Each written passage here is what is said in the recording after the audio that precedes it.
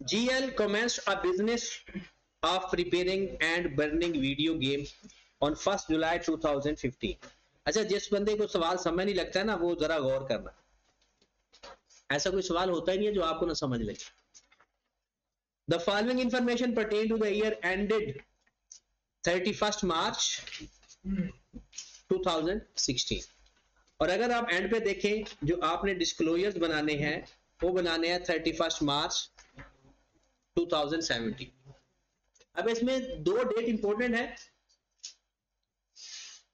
सबसे पहले जो इंपॉर्टेंट बात लिखी हुई है कि बिजनेस शुरू कब किया। बिजनेस कमेंस का मतलब होता है स्टार्ट करना, 1 जुलाई 15 को। तो आपके पास ये जो इंफॉर्मेशन है वो कब की है, 31 मार्च 16 की, मतलब के ब्रॉड ऑन की बात हो रही है। पिछले साल का कैरिड ऑन अगले साल का ब्रॉड ऑन होता है। ये आपको जो इंफॉर्मेशन दी जा रही है ये बेसिकली 1/4/16 की है और आपका ईयर एंड है 31 मार्च 2000। और आपको याद होगा हमने ये डेट लिखने का तरीका पीआरसी में भी सीख लिया था कि आपकी डेट का एंड जो है उसकी अगली ही डेट पिछले साल का स्टार्ट की डेट होती है। GL purchase 30 computers on the date of commencement of a business.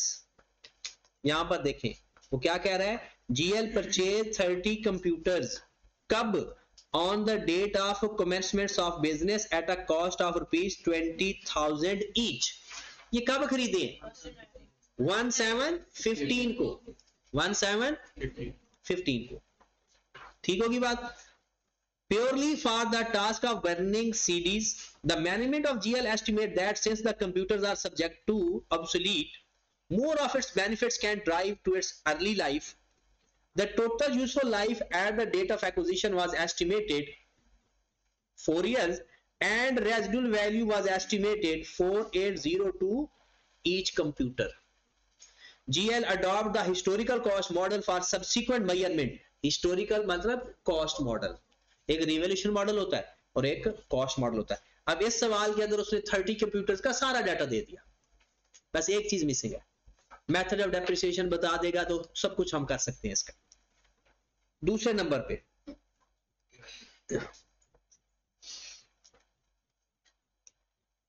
GL purchase an office building at the date of the start of the business. इसमें भी वही बात आ गई, बिल्डिंग आपने कब खरीदी है, कितने की।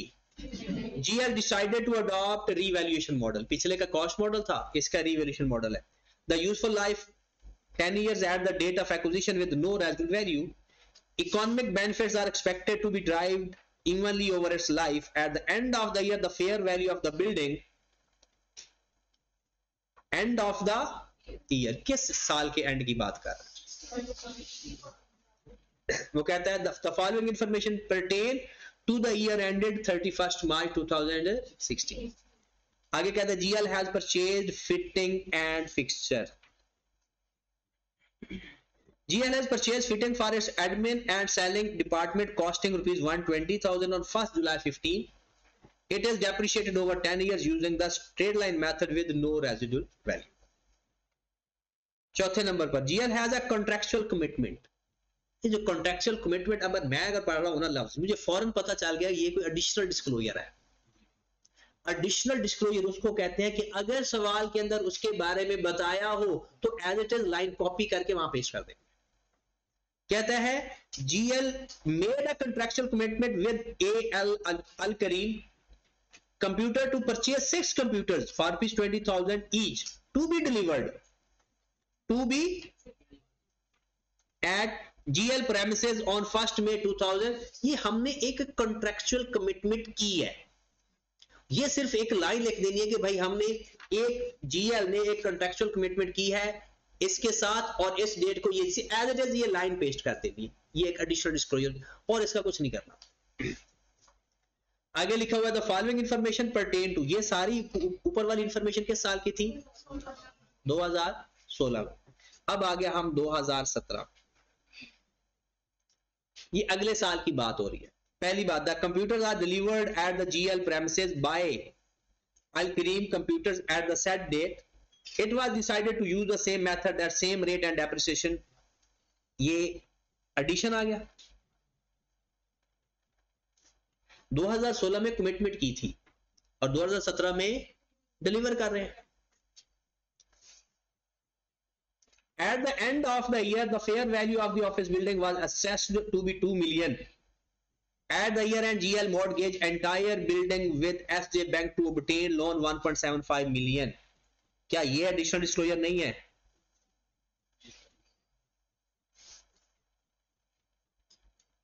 इसका कुछ भी नहीं करना सिवाय इसके कि ये as it is line copy करके डिस्क्लोजर के नाम सारे जब डिस्क्लोजर लिख लेंगे ना, एंड में ये लाइन ऐड कर देंगे बस। ना इसको किसी में प्लस करना है, ना इसको उसको माइनस करना है, ना मल्ट, कुछ भी नहीं करना होता। सिर्फ क्या करना है, एक लफ्ज एक लाइन जाकर डिस्क्लोज कर देनी होती है, बतानी होती है। Fitting with the cost of 30,000 was disposed for rupees 22,000 on 1st January 17. The delivery charges 1,000 were paid to the transfer to the fitting to the buyer premises. The fair value of the office building was determined by an independent firm, MS Hafiz Valuation Service. कहता prepare disclosure note in accordance with IAS 16 in relation to PPE in the notes to the financial statement. Comparative are required but total columns are, इसका मतलब है total का column नहीं लिखेंगे। अच्छा, यहां पर मैंने कुछ नंबरिंग की है। 3 एसेट्स हैं इस क्वेश्चन के अंदर।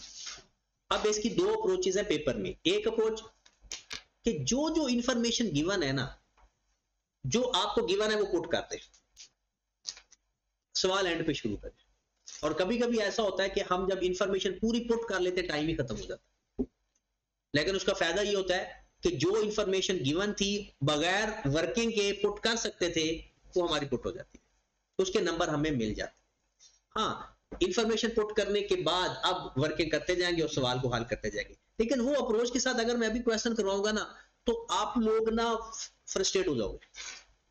अब ये क्वेश्चन जा किधर रहा है, कोई समझ नहीं लगेगी। वो करेंगे बाद में, जब हमारे पास थोड़ा डाटा इकट्ठा हो जाए। अभी हम करते हैं ओरिजिनल अप्रोच। वो क्या होती है, एक एसेट को पकड़े, उसको हल करें, उसको कंप्लीट करके फिर दूसरे एसेट को पकड़े, फिर तीसरे एसेट को। आप समझिए ये आपके पास 3 सवाल है, हर एक सवाल का लेजर बनाना है। अगर मैं आपको ये पहला ये डाटा दे दूं, सिर्फ पहला जो आप कह रहे हो ना कि समझ नहीं लगी, मैं उनके लिए उनसे मुखातिब हूं। मैं आपको ये एक सिर्फ पैराग्राफ दे दूं और इसकी इंफॉर्मेशन, पहली बार कंप्यूटर की बात हो रही है। अब कंप्यूटर कहां कहां पर है, मैं सबके साथ ना 1 लिखता हूं, ये भी कंप्यूटर की इंफॉर्मेशन है। और बताएं कहीं कंप्यूटर की इंफॉर्मेशन है?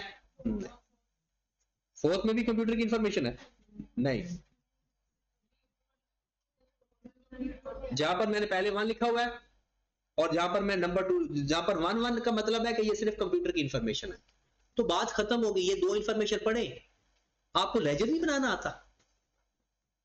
डिस्क्लोजर लेजर ही तो है।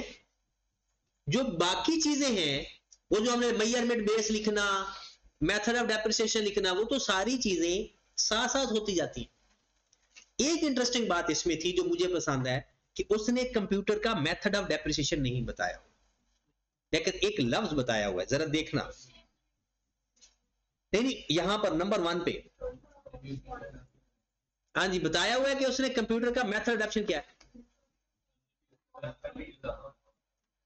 उसने लिखा हुआ है यहां पर देखिए, the management of GL estimate that since the computer subject to obsolete more of its benefits can drive its early life. याद रखें, जो स्ट्रेट लाइन मेथड पे बेनिफिट होता है ना, वो कांस्टेंट मिलता है। जब एक जैसा हर साल बेनिफिट मिल रहा हो ना बंदे को, तो वहां पर स्ट्रेट लाइन बेस्ट मेथड होता है। जब आपको पहले ज्यादा बेनिफिट मिले, बाद में कम बेनिफिट मिले, उस पर रिड्यूसिंग बैलेंस बेस्ट मेथड होता है, क्योंकि रिड्यूसिंग बैलेंस मेथड में मैचिंग कॉन्सेप्ट अप्लाई हो जाएगा ना। मैचिंग कॉन्सेप्ट क्या कहता है, जैसे जैसे बेनिफिट हासिल करो वैसे वैसे एक्सपेंस लिखो। तो अगर ज्यादा बेनिफिट लेंगे तो ज्यादा एक्सपेंस लिखेंगे, तो शुरू में बेनिफिट ज्यादा होगा तो शुरू में डेप्रिसिएशन भी ज्यादा होनी चाहिए। तो इसके ऊपर हमने कौन सा मेथड लगाना है, WDV या रिड्यूसिंग मेथड, और उसका रेट नहीं गिवन तो हम रेट फाइंड कर लेंगे। बस इसमें सबसे ट्रिकी बात यही थी, और जिस बंदे को इस बात का पता था ना, ये जो लाइन लिखी हुई है, तो उसके लिए तो ये काम आसान था। वरना बाकियों ने सबने क्या किया होगा, स्ट्रेट लाइन मेथड, क्योंकि रेजुल वैल्यू भी गिवन है, लाइफ भी गिवन है, सब कुछ माहौल सारे का सारा किसका था? स्ट्रेट लाइन मेथड का। देखें लगाना कौन सा था? WDV method. तो पहले WDV मेथड का फार्मूला मुझे बता दें। हाँ जी, रेट का फार्मूला होता है 1 - R/C होल पावर, जो आंसर आएगा उसको 100 से 1 माइनस रेजुल वैल्यू गिवन है 4802 डिवाइडेड बाय 20,000 होल पावर 1/4 पूरा पूरा 30। ये इसके ऊपर इस पैराग्राफ के ऊपर इंपॉर्टेंट भी लिखें क्योंकि ये चीज बहुत इंपॉर्टेंट थी, बाकी तो सारा सवाल आसान था इसमें। अब जरा मैं डिस्क्लोजर बनाने जा रहा हूं, आपने साथ साथ रहना है। पॉइंट नंबर मतलब किस तरह की स्टेटमेंट आ रही है, किस तरह की बिल्डिंग जो है उसको एडिशनल डिस्क्लोजर। अच्छा, आपने डिस्क्लोजर का पहला लेक्चर लिया हुआ है? उसमें मैंने आपको बताया था, बल्कि यहां पर ही वो गिवन है चीजें। ये देखिए, यहां तक जो बातें हैं ना, ये जनरल डिस्क्लोजर है। टेबल बनाना और ये 3 बातें लिखना, ये 3 बातें और टेबल, फिक्स्ड एसेट स्केड्यूल, ये जनरल डिस्क्लोजर्स है। ये लाजमी बनाने ही बनाने। अगर उसने कहा ना note on property plant and equipment लिखे, ये काम करना ही करना है, चाहे कुछ बताया हो या ना बताया हो। और अगर रिवैल्यूएशन मॉडल आ जाए ये, तो ये डिस्क्लोजर लाजमी लिखने हैं, चाहे उसने बताया हो या ना बताया। एडिशनल डिस्क्लोजर फॉर रिवैल्यूएशन हमने लिखा था कि इफेक्टिव डेट लिखनी है, इंडिपेंडेंट रिवैल्यूअर का नाम लिखना है, और कॉस्ट मॉडल की नेटवर्क वैल्यू लिखनी है, और मूवमेंट एंड रिवैल्यूएशन सरप्लस लिखना है। अब ये जो बातें है ना रिवैल्यूएशन मॉडल में, ये 4 बातें, अगर क्वेश्चन के अंदर एक एसेट भी रिवैल्यूएशन मॉडल पे है तो ये 4 बातें लिखनी है। और जनरल डिस्क्लोजर जो ऊपर वाले 3 बातें और टेबल, ये भी लाजमी बनाना है। बाकी चीजें, इन 4 बातों में से कोई एक बात क्वेश्चन के अंदर लिखी हुई मिल जाए, और ये 4 बातें और ये 4 बातें टोटल होगी 8। इन 8 बातों में से अगर कोई क्वेश्चन के अंदर बात लिखी हुई मिल जाए तो वो line as it is copy करके एंड पे वो डिस्क्लोजर के नीचे नंबर लिखकर लिख देते, नहीं मिलेगी तो नहीं लिखे। जैसे इस सवाल के अंदर अगर आप देखें जी, समझ नहीं आई सीक्वेंस, नहीं सीक्वेंस का कोई मसला नहीं। कंट्रैक्चुअल कमिटमेंट का लफ्ज लिखा हुआ है the amount contractual commitment acquisition of the property plant and equipment. और अपने सवाल में भी देखें तो ये एक लाइन आपको मिलेगी कि कंट्रैक्चुअल कमिटमेंट हमने की कि हमने अगले साल इतने कंप्यूटर खरीदेंगे, ठीक है। उसके बाद एक और बात हमें मिली क्वेश्चन के अंदर, वो भी ये वाली,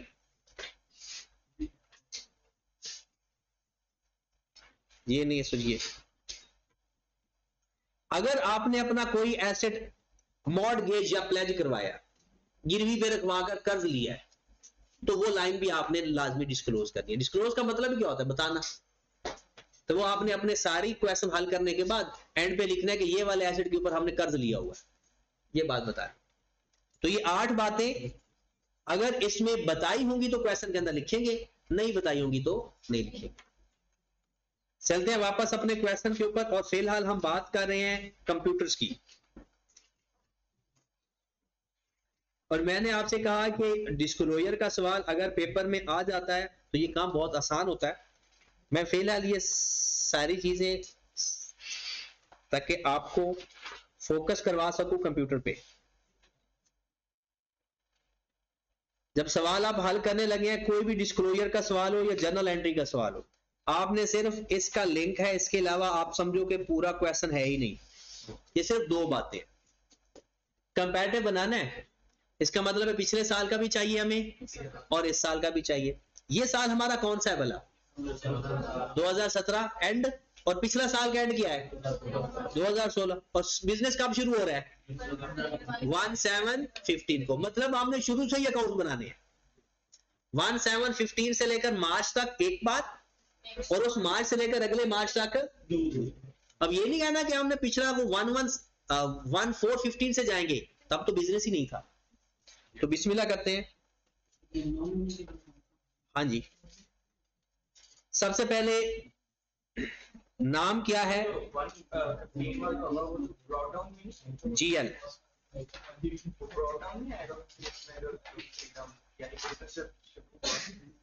उसका ब्रॉड नहीं होगा,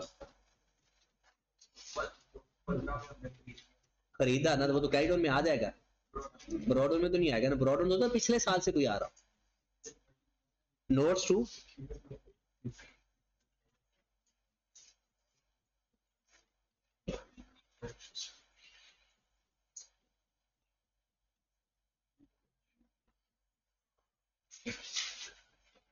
यहां पर डेट हमेशा अपनी लिखते होते हैं 31 मार्च 17।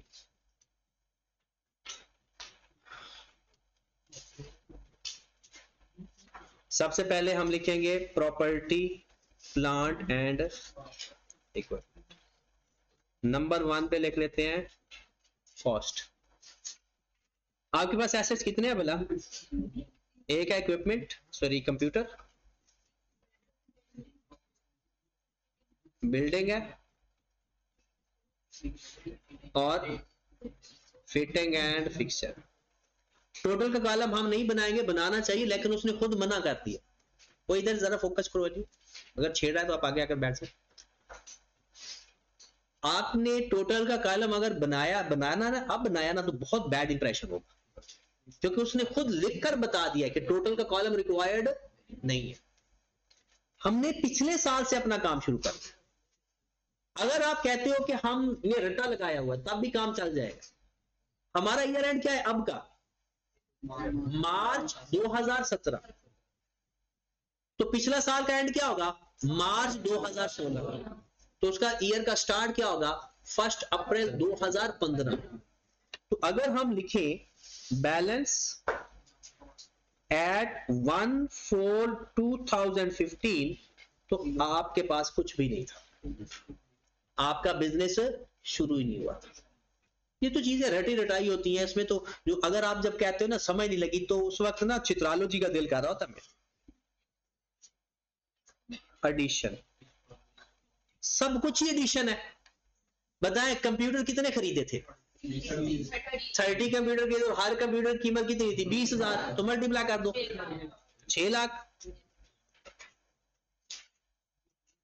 आपने एक बिल्डिंग भी खरीदी थी 3 मिलियन की, अमाउंट इन 1000 भी कर सकते हैं अगर करना चाहो तो। और फिटिंग भी इसी साल खरीदी थी। अब बताओ मार्च 2016 तक कोई एसेट बेचा भी था? कोई डिस्पोजल था या नहीं? जब डिस्पोजल ही नहीं था तो बात खत्म। अब अगली बात आ गई, क्या 2016 में एसेट रीवैल्यू किया था? तो बिल्कुल किया था, और किया भी साल के एंड में था, ठीक है ना। अब एक बात, वो बिल्डिंग को रीवैल्यू किया था। अगर मैं बात करूं डिस्पोजल तो नहीं किया था, तो मैं डिस्पोजल की हेडिंग नहीं दे रहा। आपने कहा सर हमने एसेट एक रीवैल्यू किया है।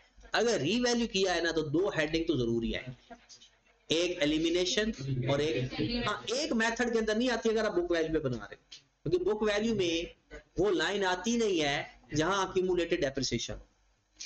तो यहां पर हम लिखेंगे एलिमिनेशन। अब जरा तरीका का देखें और फिर मैं लिखूंगा रीवैल्यू। क्वेश्चन हमने सबने मिलके पढ़ा है, रिक्लासिफिकेशन का कोई कॉन्सेप्ट इसके अंदर नहीं था, तो मैं क्लोज कर दूंगा। जो चीज मेरे पास है मैं वो लिखता जाऊंगा, जो चीज मेरे पास है ही नहीं वो मैं नहीं लिखूंगा। मैं सिर्फ कंप्यूटर को हल कर रहा हूं, मैंने बिल्डिंग को रीवैल्यू नहीं किया, फिटिंग के बारे में कुछ नहीं लिखा, ये मैं बाद में आऊंगा इसके ऊपर। मैंने उसकी हेडिंग साथ साथ लिखता जा रहा हूं।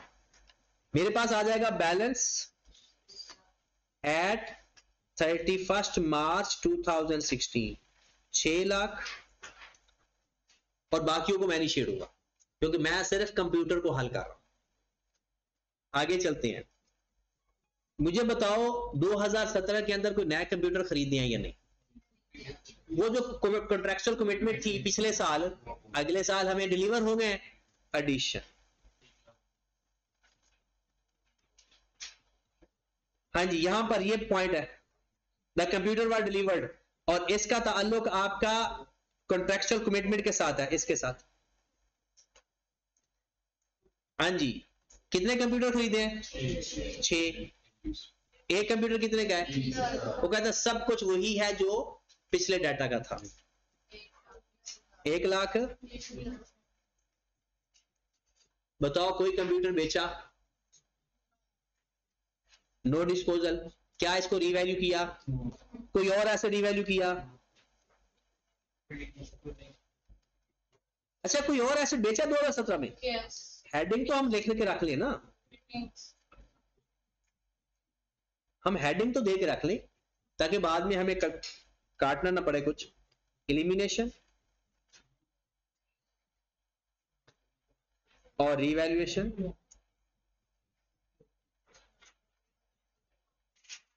फिर बैलेंस।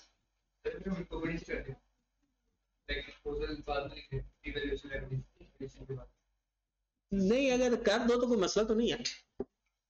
अगर जानबूझ के करना है ना तो फिर ऐसे लिख दो, वैसे गलती से हो जाए तो ठीक है, नहीं तो कोई गलती से हो जाए तो कुछ नहीं होता। और अगर आप जानबूझ के अरेंजमेंट चेंज करना चाहते हो तो फिर बेहतर है फिर यही अरेंजमेंट लिख लिया करो।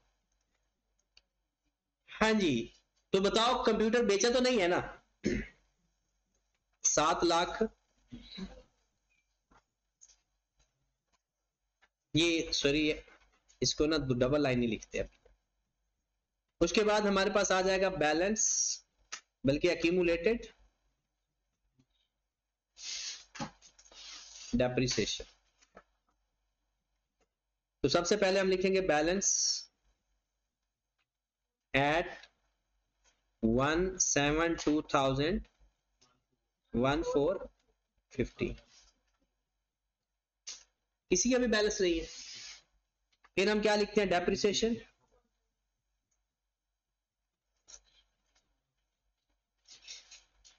पहले साल तो कोई ऐसे बेचा ही नहीं था, लेकिन एलिमिनेशन हुई थी। अच्छा, depreciation for the year computer की तो फाइंड करें, क्योंकि कंप्यूटर हम हल कर रहे हैं, साथ साथ कंप्यूटर को हल कर रहे हैं, बाकियों को अभी इग्नोर करी जा रहे हैं। तो यहां पर आ जाए, वर्किंग नंबर 1 लिखें। आपने तो अपने हिसाब से वर्किंग का वो लिखना है।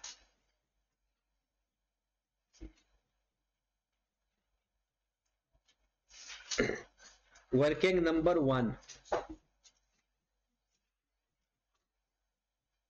Depreciation of computer.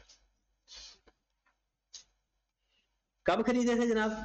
1715 को, और 6 लाख के खरीदे थे। क्या रेट फाइंड किया था? 30%, मल्टीप्लाइड बाय 9 बाय 135। ओके की बात। 465,000।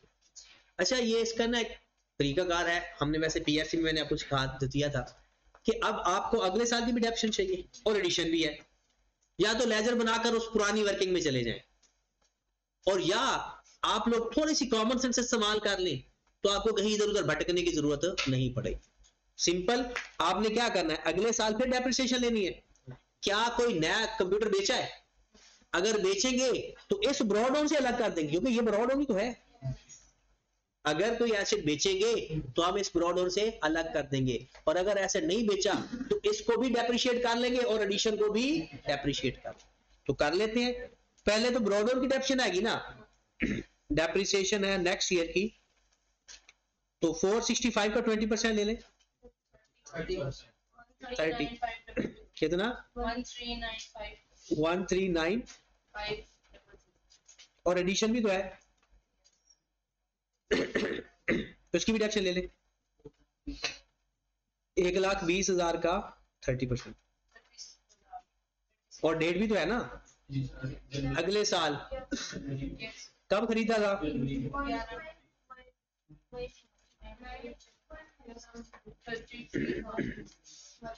वो कहता है कि इस दिन उसने डिलीवर करने का वादा किया था 1 मई को, तो 1 मई से लेकर मार्च तक कितना टाइम बने?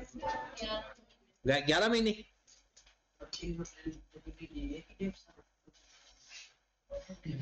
क्या उसने खुद कहा है कि इस डेट को डिलीवर कर देनी है, और आगे कहा है कि उस दिन डिलीवर कर भी दिए तो डेट तो वही बताई हुई है। 11 बाय कितनी वैल्यू आ गई? इन दोनों को प्लस करेंगे तो ये अगले साल की डेप्रिसिएशन आ जाएगी। ये बात समझ लगी है ना? मैंने वो प्रॉपर वर्किंग नहीं की। कितना आ गया टोटल? 1725। बस जो हमें चाहिए वो वर्किंग करते जाओ। अब हमारा कंप्यूटर का काम हो चुका है, मतलब एक सवाल, एक एसेट हमारा कंप्लीट हुआ है। और अगर आप ये कहते हो कि इस सवाल की समझ नहीं लगी तो आप देखना, अब मुझे ये बताएं, कंप्यूटर खरीदते ये लेजर बनाने थे बस, जो बाकी डाटा है ना वो तो एज इट इज लिखना होता है, वो तो हर किसी को ही आता है। अब यहां पर मैं लिखने लगा हूं जनाब,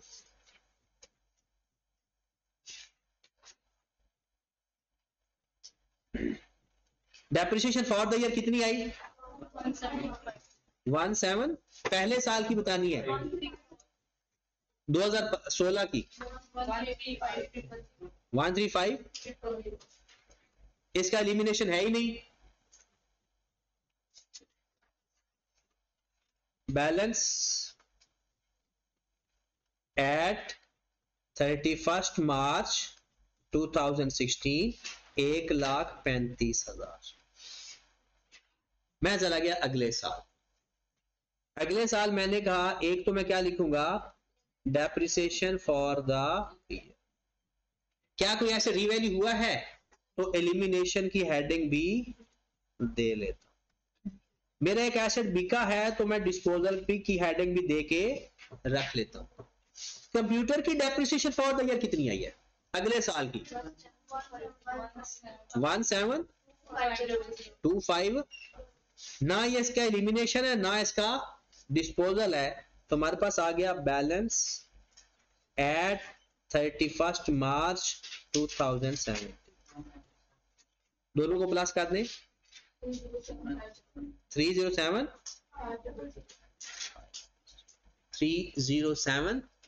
500। अभी सिंपल लेजर बना है, समझ लो कॉस्ट का 2 सालों का लेजर बनाया मैंने, और अक्यूमुलेटेड डेप्रिसिएशन का 2 सालों का लेजर बनाया। यहां पर नेट बुक वैल्यू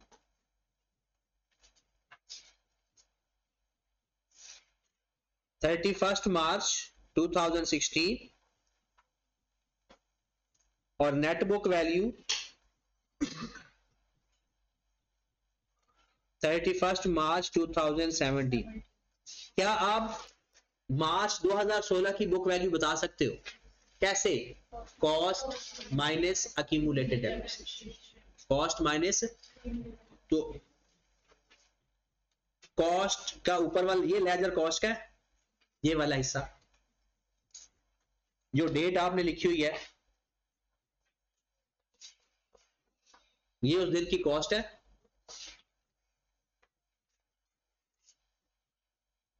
और ये उस दिन की अक्यूमुलेटेड डेप्रिसिएशन। इन दोनों को हम आपस में माइनस कर देंगे, हमारे पास बुक वैल्यू आ जाएगी। फिर साथ ही अगले साल का भी डाटा देख लेते हैं जी।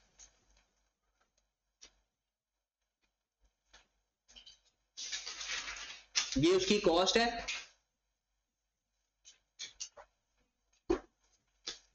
ये उसकी अक्यूमुलेटेड डेप्रिसिएशन है। इन दोनों को माइनस करेंगे तो मार्च 2017 की डेप्रिसिएशन बुक वैल्यू आ जाएगी।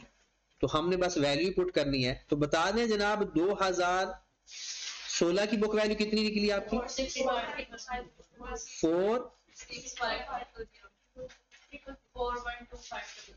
412। ये ओवर नहीं लिखा हुआ, ये लाइन लगाई हुई है। तो ये हमारा कंप्यूटर के मामले फिक्स्ड ऐसा स्केड्यूल कंप्लीट हो। कोई भी सवाल डिस्क्लोजर का आप करोगे ना, सबसे आसान तरीन को ऐसा होता है। आपको मुश्किल लगा, अभी मैंने कंप्यूटर के बारे में बात की, सादा सी बात है, पहले मैंने 6 कंप्यूटर खरीदे, 30 कंप्यूटर बाद में 6 खरीदे, एडिशन लिख लिया, डेप्शन ले ली, सवाल मेरा खत्म हो गया। अब मैं पकड़ने जा रहा हूं दूसरे एसेट। अब समझो ये एक मेरा काम कंप्लीट हो गया। मैं चाहता ना तो इसकी अगली बातें भी, मैंने जब पेपर में बैठा होगा ना, तो मैंने वो अगली बातें, मेथड ऑफ डेप्रिसिएशन, वो सारी बातें लिख छोड़नी थी। फिर एंड में आना था कि करना क्या। सवाल आधे से ज्यादा कंप्लीट हो चुका होता है, सवाल के अंदर ही कुछ जवाब होता है। अब हम पकड़ते हैं जनाब इस डाटा को, इसको मैं नंबर 2 देने लगा हूं। अब जहां जहां ऑफिस बिल्डिंग का जिक्र हो रहा है ना, एक यहां पर है और एक यहां पर है, ये 2 जगह पर ऑफिस बिल्डिंग का जिक्र है। समझो ये आपका एक सवाल है और उसने हमसे लेजर्स बनाने का कहा है कि भाई इसके लेजर बना दो मुझे 2 सालों में। तो नॉर्मल तरीके से हम इसका लेजर बना देंगे उसी स्टेटमेंट फॉर्म। मैंने बिल्डिंग कब खरीदी? जब बिजनेस स्टार्ट हुआ था, और बिजनेस स्टार्ट हुआ था 1750। ठीक होगी बात। उसके बाद वो कहता है decided to adopt revaluation model, 10 साल उसकी लाइफ है। और उसके बाद उसने कहा कि इस एंड पर रीवैल्यू किया, कितने का कर दिया? 3237,500। फिर उसके बाद दोबारा रीवैल्यू किया 2 मिलियन का। और ये जो हाईलाइटेड लाइन है ना, ये तो एडिशनल डिस्क्लोजर है, ये तो कॉपी पेस्ट है, हमने इसका कुछ नहीं करना। सिर्फ जाकर सारे डिस्क्लोजर जब कंप्लीट हो जाएंगे ना, एंड पे ये 2 लाइनें लिख। तो आए जरा वर्किंग नंबर 2 पे चलते हैं। ये आपका एक एसेट की वर्किंग कंप्लीट हो चुकी है। मैं जा रहा हूं वर्किंग नंबर 2 बिल्डिंग से रिलेटेड। आपको पता है बिल्डिंग का रीवैल्यूएशन मॉडल है, तो क्यों ना हम रीवैल्यूएशन मॉडल की 2 सालों की वर्किंग ही कर लें। रीवैल्यूएशन मॉडल है ना, तो हम 2 सालों की वर्किंग कर लेते हैं। यहां पर क्या लिखूं मैं? ACA, OCI, SOPL। सबसे पहले मैं क्या लिखूंगा? खरीदा कब था? 1715 को 3 मिलियन का। 31 मार्च 16 एसेट मेरा रीवैल्यू हुआ है जी, तो उसके साथ ही आ जाएगी जरूरत। वो हम ना एसीए के अंदर सरप्लस या लॉस प्लस माइनस कर देंगे तो एसी आ जाएंगे। हाँ बनाने तो बना लो, कोई फर्क नहीं पड़ता जी मेरे भाई। साल के एंड पे एसेट को रीवैल्यू किया, बताओ पहले डेप्रिशिएट करूं या पहले रीवैल्यू? पहले डेप्रिशिएट बाद में रीवैल्यू। तो इसको कर लो डेप्रिशिएट। क्या लाइफ है इसकी? 10 साल। रेजिडुअल वैल्यू है तो 10 पे डिवाइड कर, मल्टीप्लाइड बाय 9/12। कितनी वैल्यू आ गई? 225। कितनी अमाउंट आ गई? 277,5। अब ये वाला एसेट मेरा रीवैल्यू भी हो गया, ये वाला एसेट मेरा रीवैल्यू हो गया। दिमाग में जनरल एंट्रीज रखनी है और क्वेश्चन हमने हल हो जाना हमारा। ये एसेट हमारा हो गया 37500। 37500 सरप्लस आया या लॉस आया? कितना? 462,500। साल का एंड हो गया था, काम खत्म हो गया और एक साल भी पूरा हो गया। अब मैं अगले साल जाने लगा। बताएं अगले साल मेरा एसेट रीवैल्यू हुआ है साल के एंड में या शुरू में? पहले रीवैल्यू करूं या पहले डेप्रिशिएट? 31 मार्च 2017 किस पे डिवाइड करूं? 9.25 पे, क्योंकि पहले 9 महीने गुजरे हैं। पहले कितने महीने रिमेनिंग लाइफ लेनी है ना, तो उस एसेट की टोटल 10 साल लाइफ है, तो पहले आपने कितने महीने जब ये डेप्रिसिएशन ली थी इसको डिवाइड बाय 10 मल्टीप्लाई क्या किया था। इसका मतलब है आपने जो एसेट इस्तेमाल किया है वो 9 मंथ तक का इस्तेमाल किया है, तो 10 में से 9 महीने निकाल 10 सालों में से, तो 9/12 भी माइनस करोगे ना, तो बाकी लाइफ कितनी बच जाएगी 9.25, तो रिमेनिंग लाइफ है, इसको भी 9.25 पे डिवाइड कर देंगे, इसको भी 9.25 पे, कितना डेप्रिसिएशन आ गई 350,000, इसको किया तो 50,000 माइनस किया तो 4,12,000 करो जरा 3237,500 में से 3,50,000 माइनस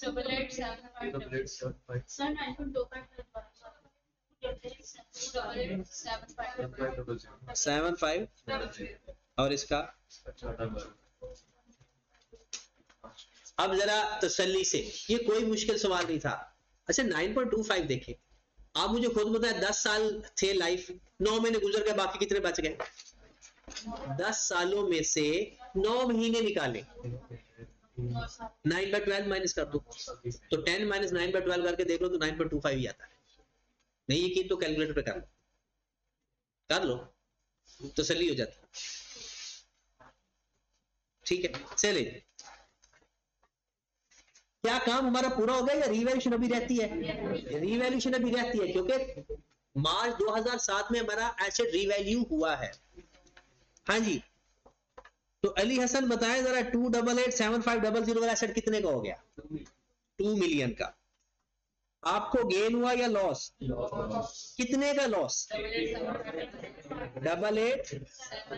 अच्छा ये लिखना बहुत जरूरी होता है, क्योंकि ये एज इट इज अमाउंट हमारी प्लस या माइनस होनी होती है एसेट के अंदर, एसेट हमारा इसी अमाउंट से डेबिट या क्रेडिट होगा। हाँ जी, सारे का सारा लॉस लिख दूं 412500, ये खत्म किया, कितना बच गया 475, इतने का हमारा लॉस बच गया। ओके की बात।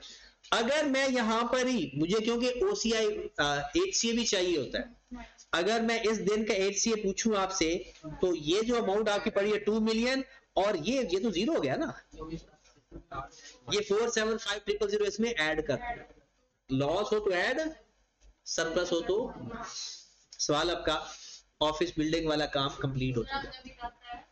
हमें एसीए चाहिए, एचसीए चाहिए होता है उसके लिए, डिस्क्लोजर के लिए, तो उसके लिए हमें एचसीए चाहिए होता है ना, तो एसीए का कॉलम तो बना नहीं रहे, तो फिर हम क्या करेंगे, ये जो वैल्यू पड़ी हुई है एंड पे, और एंड पे जो लॉस पड़ा हुआ है, सरप्लस हो तो इसमें से माइनस करके आ जाता है, और लॉस हो तो प्लस करके आता है। अच्छा आप जरा वर्किंग सारी सबने कर ली, आपने नोट करने के साथ साथ ना अपनी वर्किंग को भी देखना है कि किस तरह से हम वैल्यू एक्सट्रैक्ट कर रहे हैं और लिख रहे हैं। ये सवाल आप सबको ही आता है। अब सिंपल आप देखिए लिखने का तरीका, यहां पर आ जाए, यहां से मेरा सवाल शुरू हो गया, ब्रॉड और नहीं था, एडिशन मैंने 3 मिलियन का लिख दिया, क्या 2016 में एलिमिनेशन हुई थी, क्या ऐसे रिवैल्यू हुआ था, तो ऐसे रिवैल्यू हुआ था तो एलिमिनेशन भी हुई थी, तो जितनी उस साल की डेप्रिसिएशन आई थी वो सारी एलिमिनेट हो गई थी। तो बताएं 2015-16 के अंदर बिल्डिंग की कितनी डेप्रिसिएशन थी, 225। आप मुझे खुद बताएं, ये 225,000 2016 के साल के अंदर इसकी जर्नल एंट्री पास हुई होगी, क्या एंट्री हुई होगी, अक्यूमुलेटेड डेप्रिसिएशन टू पीपीई। वही जर्नल एंट्री दिमाग में दोहरा के उसके अंदर जिसके अंदर इफेक्ट है वो लिख लें। तो आपकी एलिमिनेशन कितनी आई, इसकी एलिमिनेशन थी ही नहीं, फिर आपका ऐसे रीवैल्यू होकर सरप्लस आया था, कितना सरप्लस आया था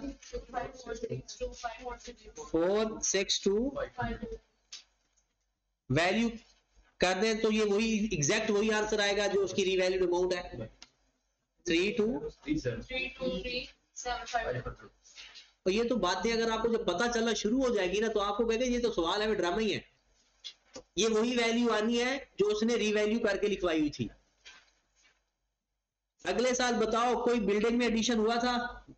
अगले साल बिल्डिंग में कोई एडिशन था? नहीं। क्या बिल्डिंग का कोई डिस्पोजल था? क्या बिल्डिंग की एलिमिनेशन थी? यस, बिल्कुल एलिमिनेशन थी। अगले साल की डेप्रिसिएशन जो आई थी वो सारी की सारी हमने एलिमिनेट भी कर दी थी। तो बताओ जरा अगले साल की डेप्रिसिएशन कितनी आई थी? 350,000।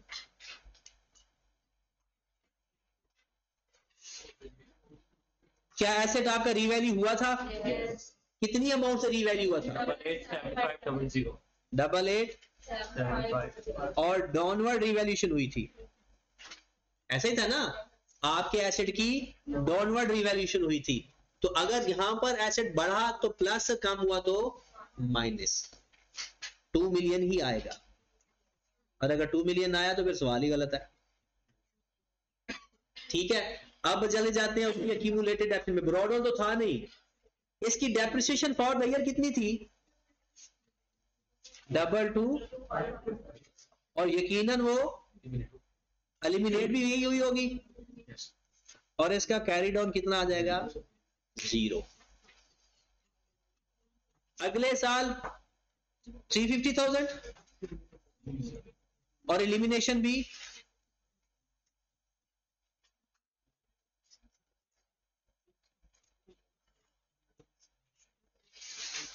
हाँ जी। अब आप इसकी बुक वैल्यू लिख लेते हैं, 3237,500।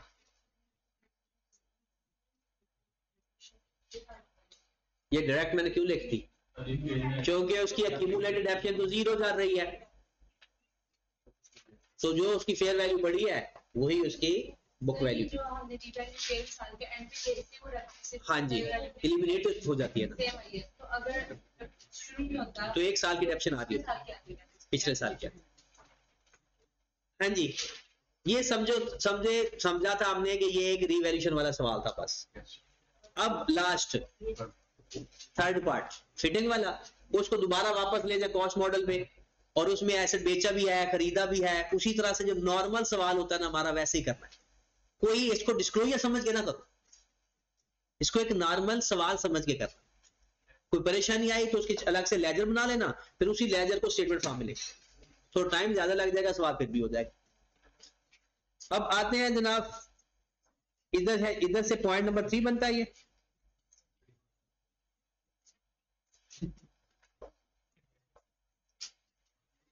और यहां पर भी ये फिटिंग के मामले में यहां पर एक बात लिखी, यहां पर लिखा हुआ है फिटिंग आपने खरीदी है कितने की? 1,20,000 की, 10 साल लाइफ है। यहां पर वो कहता है कि एक और डिस्पोज किया है, कितने का? जितने का बेचा है उसके साथ उसको ताल्लुक नहीं है। कब बेचा? 1 जनवरी 2017 को, और उसको बेचने पर खर्चा भी आया 1,000। ये सारा ड्रामा ही है। डिस्क्लोजर के अंदर 2 लेजर बनाते हैं, तीसरा तो लेजर ही नहीं बनता डिस्पोजल वाला। इसमें डिस्पोजल वाला लेजर नहीं बनता होता, ना उसका गेन लिखते हैं ना लॉस लिखते हैं, कुछ भी नहीं। तो सिंपल, आप मुझे बताएं, आपके पास 2015 के अंदर ये एडिशन हो गया था, क्या मुझे बताएं फिटिंग 2015 के अंदर क्या उसको रीवैल्यू किया था? अगर नहीं किया था तो वो कॉलम तो खत्म। 2017 के अंदर क्या उसमें एडिशन हुआ था? क्या डिस्पोजल हुआ था? क्या रीवैल्यू हुआ था? ये चल क्या रहा है? एडिशन डिस्पोजल, एडिशन है तो प्लस करते, जो डिस्पोजल है तो माइनस करते। अब आ जाते हैं डेप्रिसिएशन पे। इसकी डेप्रिसिएशन फॉर द ईयर लेते हैं,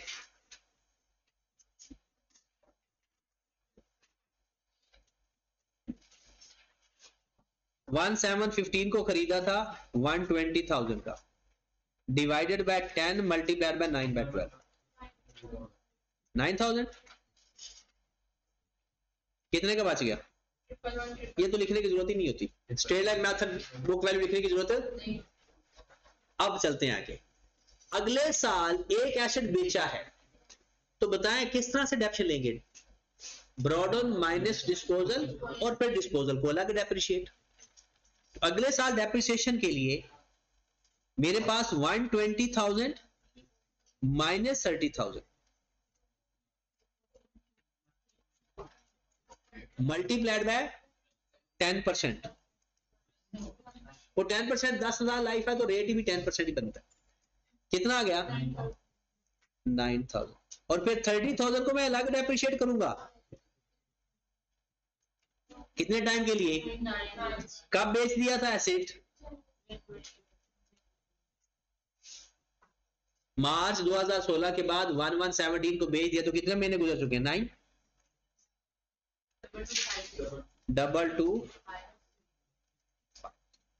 2 अच्छा, एक चीज और भी हमें चाहिए, जो एसेट बेचा है उसकी एक्यूमुलेटेड डेप्रिसिएशन भी चाहिए होती है। जो एसेट बेचा स्ट्रेट लाइन मेथड है, टोटल टाइम काउंट कर लो सिंपल, 30,000 मल्टीप्लाई बाय 10%, टोटल कितना टाइम बनता है उसका? टोटल टाइम जब से खरीदा जब बेचा 18 महीने, 1.5 साल 1.5। बस ये रखना है, क्या रखना है कि WDV मेथड में कैसे फाइंड करते हैं accumulated depreciation. Straight line method में तो सिंपल है। कितनी अमाउंट आ गई? 4500। सवाल हो गया। यहां पर डेप्रिसिएशन यहां से स्टार्ट हो रहा है। हाँ जी, इसकी डेप्रिसिएशन फॉर द ईयर पहले कितनी आई? 9,000। इसकी एलिमिनेशन नहीं थी तो इसका अगले साल की डेप्रिसिएशन फॉर द ईयर कितनी आई?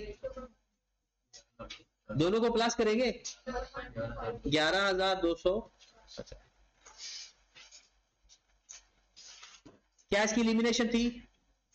क्या डिस्पोजल था? अगर डिस्पोजल था तो उसकी एक्यूमुलेटेड डेप्रिसिएशन कितनी आई थी? 9,000 में 11,250 ऐड कर दो, 4500 माइनस कर दो, कितना? 15,750। बुक वैल्यू बता दो। पहले हम क्या करेंगे? 2016 के मार्च 2016 की कॉस्ट और मार्च 2016 की एक्यूमुलेटेड डेप्रिसिएशन। ये आपको नजर नहीं आ रहा? ये देखें यहां पर, अगर ये व्यू आपका क्लियर है ना, यहां पर आ रहा नजर? यहां थोड़ा सा और भी,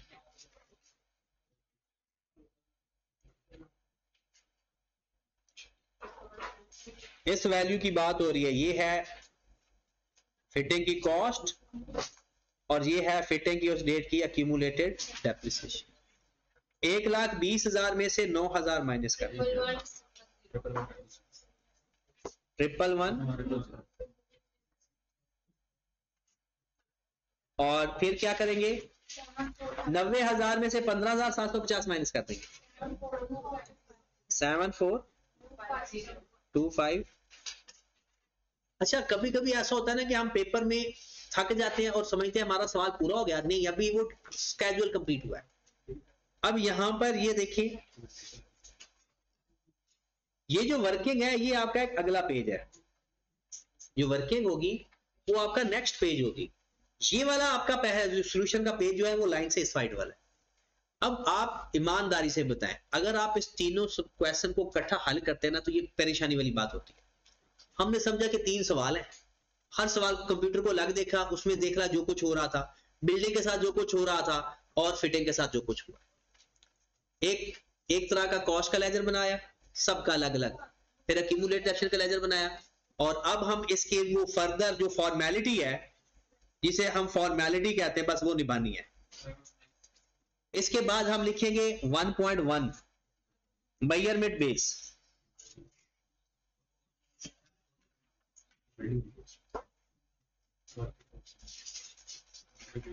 बताओ कंप्यूटर का कौन सा मॉडल है?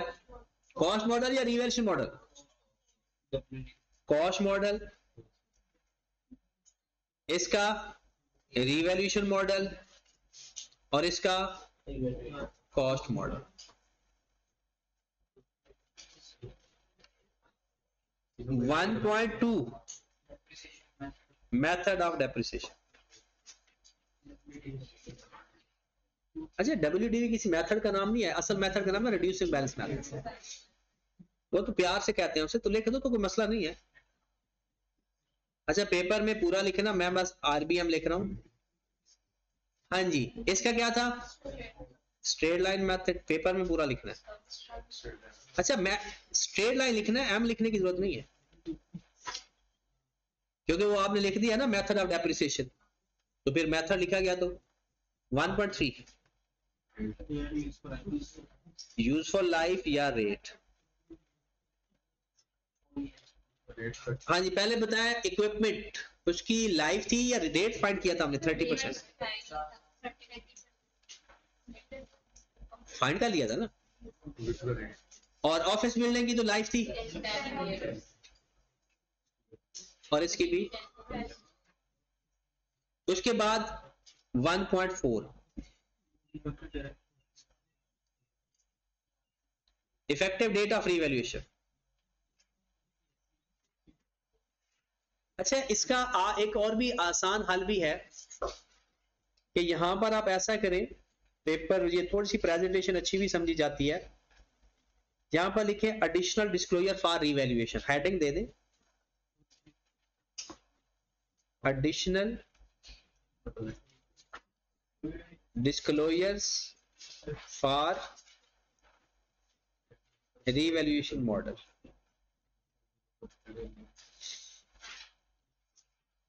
अब यहां पर 1.4 लिख सकते हैं, 2 भी लिख सकते हैं।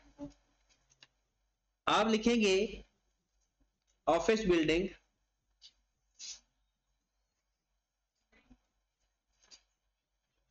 revalued at 31st March 2016 and 31st March 2017। इसके अलावा और कोई कहानी नहीं लिखनी, बस इतना ही लिखना है। अब ये ना लिखने बैठ जाना कि 2016 में उसकी फेयर वैल्यू ये हो गई थी, 2017 में ये फेयर वैल्यू ये हो गई थी। आगे एक लाइन और एक्सटेंड कर दे, बाय किसने की थी रीवैल्यूएशन? उस भाई साहब का नाम था ना लिखा हुआ, ये MS हफीज वैल्यूएशन सर्विस। तो आपने कहा revaluation by MS Hafeez revaluation service is an independent valuer.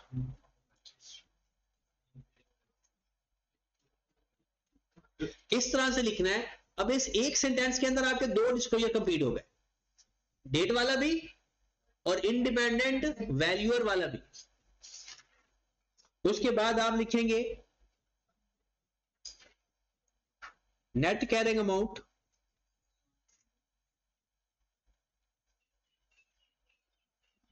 Of building at cost model 31st March 2016 31st March 2000। वैसे तो अगर आप सिर्फ 17 की भी लिख देंगे काम चल जाएगा, लेकिन अगर आप दोनों की लिख लेंगे तो ज्यादा इंप्रेशन अच्छा होता। हाँ जी, आज जरा ये आपको मिलेगी बिल्डिंग की वर्किंग से। कोई भी एसेट रीवैल्यूएशन में आता है ना, इस वर्किंग के बाहर उसका जवाब नहीं होता, बस आपको जवाब पोस्ट करना आना चाहिए बस। सबसे पहले तो आप देखें जी,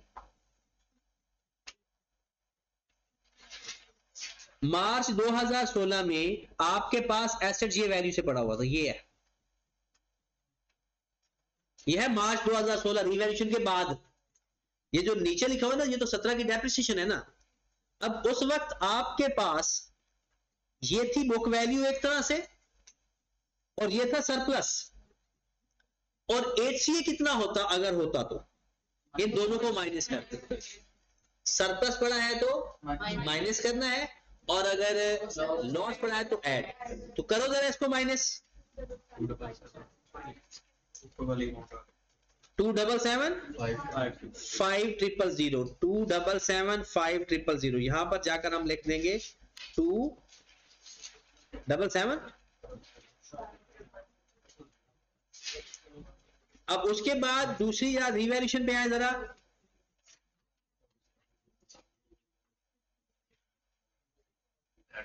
ये जिनको मैंने हाईलाइट किया है, ये 2017 के एंड पे ये वैल्यूज नजर आ रही हैं।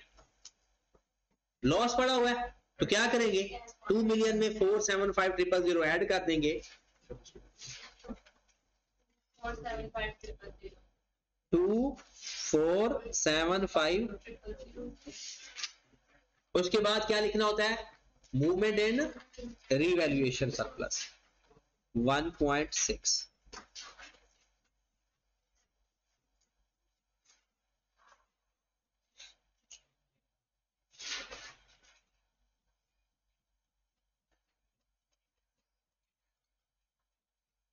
तरीकाकार मैंने पहले भी बताया, एक दफा फिर बता देता हूं। बैलेंस एट 1/4/2015 नहीं है कोई भी बैलेंस, तब तो ऐसा रिवैल्यू एसेट ही नहीं था। बताओ 2016 तक हमारे पास सरप्लस आ गया था, 2016 में सरप्लस फॉर द ईयर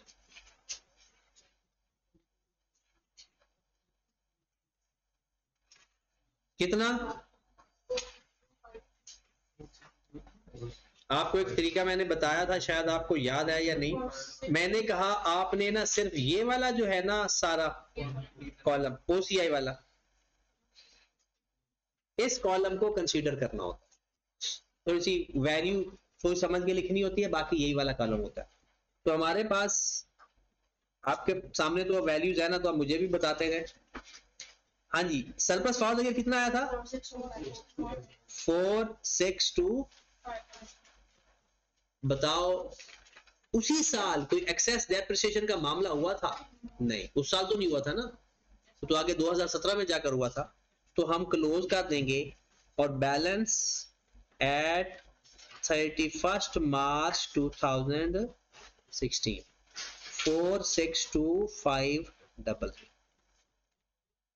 अब आप बताएं, अपनी वर्किंग देखते जाए। उस वर्किंग के अंदर रियलाइजेशन हुई, रियलाइजेशन को हमेशा क्या बोलते हैं? Excess depreciation. तो आप लिखेंगे एक्सेस डेप्रिसिएशन।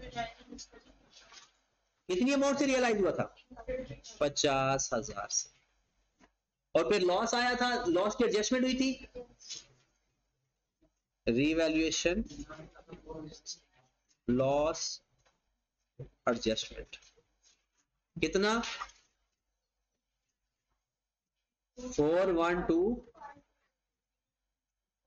बैलेंस एट 31 मार्च 2017 जी।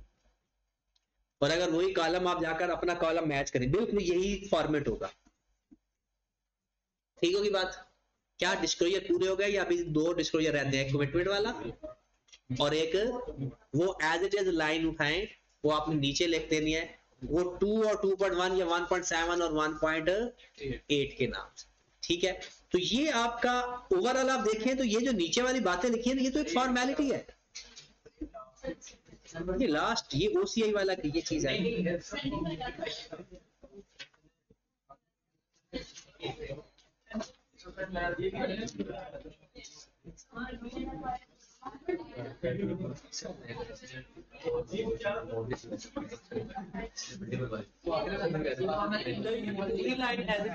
सोलह से 18 नंबर तक। तो ये अभी तो हम ना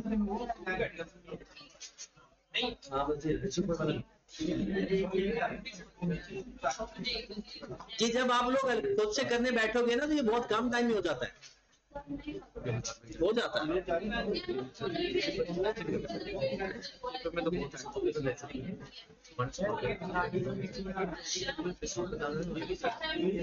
अच्छा ये जरा वो इधर जरा खामोशी, तो ये देखो तरीकाकार, वो जो डिस्क्लोजर ये देखिए पहले वाला, और ये दो वो the entire office building is mortgage with SBI bank 31 March to obtain the bank loan 1.75, ये वो लाइन लिखी हुई है। और contractual commitment to acquire property plant and equipment rupees 2017 में नील था और 2016 में 120, क्योंकि 17 के अंदर हमने कोई कॉन्ट्रेक्चुअल कमिटमेंट नहीं की थी और 2016 में की थी, तो वो 2016 की ही लिखनी है। चलें जी, अब क्वेश्चन देखें जरा जो आपने कल घर से करने, दोबारा कर। चलो ये आपकी मर्जी है, करो ना करो, मैंने तो कोई और सवाल है। ये क्वेश्चन तो आपकी मर्जी है, अच्छा सवाल है, कर लोगे तो सवाब होगा। comprehensive exam.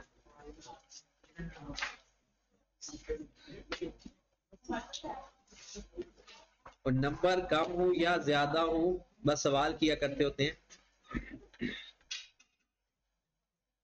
अभी तो अब आपका IS 16 पूरा हुआ है, तो अब तो सवाल आपको, जब मैं सवाल सेलेक्ट करूंगा तो टेंशन नहीं होगी कि जब ये पढ़ा है या नहीं पढ़ा। अब तो सवाल भी मजे के होंगे जब टेस्ट में आएंगे।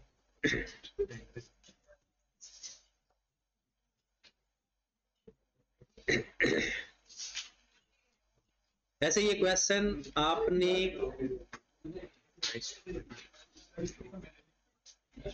क्वेश्चन नंबर 6, ये एक्सट्रैक्ट का सवाल है। शिंगरीला मंडे लिमिटेड के अंदर ये बोरिंग कॉस्ट आ गई।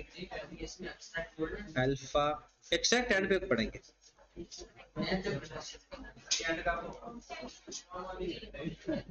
एंड नहीं होता काके। ये क्वेश्चन हो गया आपका पियानो लिमिटेड वाला। अच्छा, ये जिसका नहीं हुआ ना वो तो करेगा, क्योंकि ये अच्छा सवाल है। और ये इसके ना वो लेक्चर शेयर किए थे तो उसके अंदर ये कवर हो गया था।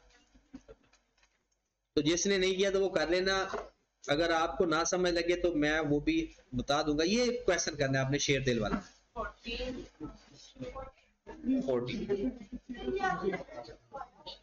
चलो दोबारा कर लेते हैं।